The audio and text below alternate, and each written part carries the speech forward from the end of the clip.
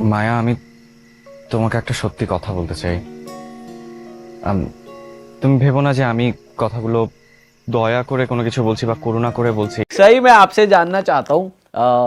आपने एक सलमान सर की मूवी करी है जिसके बारे में हमने सुना है सलमान सर के साथ मूवी करना मतलब पार्टी कि फन हो रहा है, कोई इतना प्रेशर नहीं है।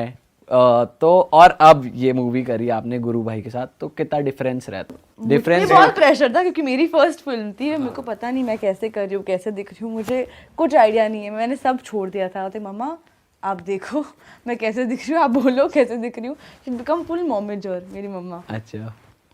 एंड नाउ आई थिंक मैं भी थोड़ी सी बड़ी हुई हूँ। आई सेट पे मैं भी mom comes every set, she make sure कि सब ठीक है ना, व्हाटएवर शी।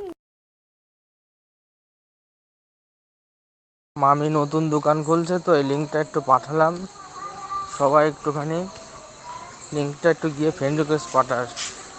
পেজ খুলেছিলাম কিন্তু এখনো ওটা হয়নি এখনো।